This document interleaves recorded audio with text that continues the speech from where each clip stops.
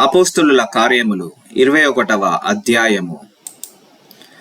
మేము వారిని విడిచిపెట్టి ఓడ ఎక్కి తిన్నగా వెళ్ళి కోసుకును, మరునాడు రోదుకును, అక్కడ నుండి పతరకును వచ్చితిమి. అప్పుడు ఫెనీకేకు వెళ్ళబోవుచున్న ఒక ఓడను చూచి దానిని ఎక్కి బయలుదేరితిమి. కుప్రకు ఎదురుగా వచ్చి దానిని ఎడమ తట్టున విడిచి సిరియా వైపుగా వెళ్ళి తూరులో దిగితిమి. అక్కడ ఓడ సరుకు దిగుమతి చేయవలసి ఉండెను. మేమక్కడనున్న శిష్యులను కనుగొని 7 దినములక్కడ ఉంటిమి. వారు నీవు యెరూషలేములో కాలు పెట్టవద్దని ఆత్మ ద్వారా పౌలుతో చెప్పిరి. ఆ దినములు గడిపిన తరువాత ప్రయాణమైపోవుచుండగా భార్యలతోనూ పిల్లలతోనూ వారందరూ మమ్మును పట్టణము వెలుపలి వరకు సాగనంపవచ్చిరి. వారును మేమును సముద్ర తీరమున మోకాళ్ళుని ప్రార్థన చేసి ఒకరి యొద్ద ఒకరము సెలవు పుచ్చుకొంటిమి. అంతటా మేము ఓడ ఎక్కితిమి. వారు తమ తమ ఇండ్లకు తిరిగి వెళ్ళిరి. మేము తూరు నుండి చేసిన ప్రయాణము ముగించి తొలొమాయికి వచ్చి సహోదరులను కుశలమడిగి వారి యొద్ద 1 దినముంటిమి. మరునాడు మేము బయలుదేరి కైసరయకు వచ్చి 7 సువార్తికుడనైన ఫిలిప్పు ఇంట ప్రవేశించి అతని యొద్ద ఉంటిమి. కన్యకలుగా ఉన్న 4 కుమార్తెలు అతని కుండిరి. వారు ప్రవచించువారు. మేమనేక దినములక్కడ ఉండగా అగబు అను ఒక ప్రవక్త యూదయ నుండి వచ్చెను. అతడు మా యొద్దకు వచ్చి పౌలు నడికట్టు తీసుకొని తన చేతులను కాళ్లను కట్టుకొని యెరూషలేములోని యూదులు ఈ నడికట్టు గల మనుష్యుని ఇలాగు బంధించి అన్యజనుల చేతికి అప్పగింతురని ఈ మాట వినినప్పుడు మేమును అక్కడి వారును యెరూషలేమునకు వెళ్ళవద్దని అతన్ని బతిమాలుకొంటిమి గాని పౌలు ఇందెందుకు, మీరేడ్చి నా గుండె బద్దలు చేసెదరేలా? నేనైతే ప్రభువైన యేసు నామము నిమిత్తము యెరూషలేములో బంధింపబడుటకు మాత్రమే గాక చనిపోవుటకును సిద్ధముగా ఉన్నానని చెప్పాను. అతడు ఒప్పుకొననందున మేము ప్రభువు చిత్తము జరుగును గాక అని ఊరుకుంటిమి. ఆ దినములైన తరువాత మాకు కావలసిన సామాగ్రి తీసుకొని యెరూషలేమునకు ఎక్కిపోతిమి. మరియు కైసరయ నుండి కొందరు శిష్యులు మొదట నుండి శిష్యుడుగా ఉండిన కుఫ్రీయుడైన మ్నాసోను ఇంట మేము దిగవలెనను ఉద్దేశముతో అతనిని వెంటబెట్టుకొని మాతో కూడా వచ్చిరి. మేము యెరూషలేమునకు వచ్చినప్పుడు సహోదరులు మమ్మును సంతోషముతో చేర్చుకొనిరి. మరునాడు పెద్దలందరూ అక్కడికి వచ్చి ఉండగా పౌలు మాతో కూడా యాకోబునొద్దకు వచ్చెను.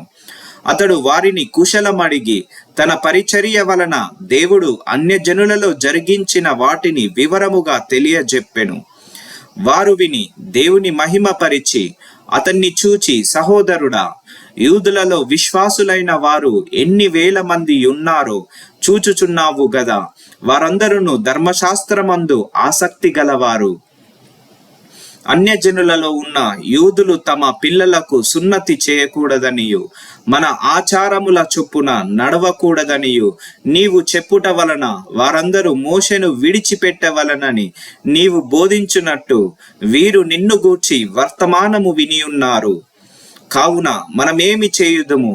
నీవు వచ్చిన సంగతి వారు తప్పక విందురు. కాబట్టి మేము నీకు చెప్పినట్టు చేయుము.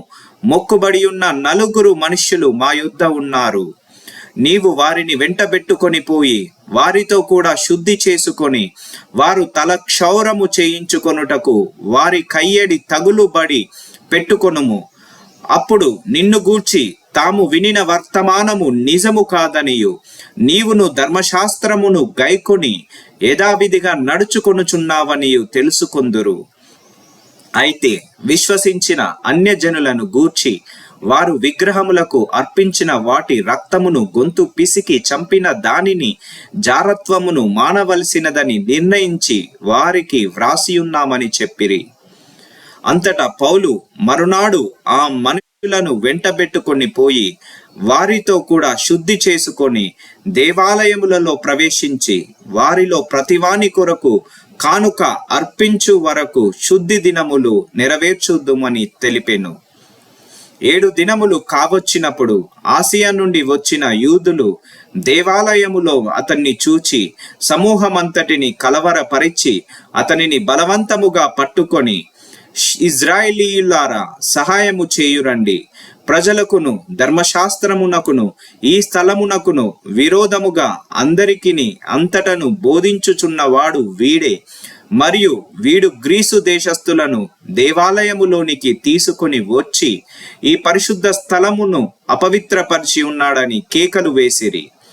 ఏలయనగా ఎఫెసీయుడైన త్రోఫీమును అతనితో కూడా పట్టణములో అంతకు ముందు వారు చూచి ఉన్నందున పౌలు దేవాలయములోనికి అతని తీసుకొని వచ్చెనని ఊహించిరి.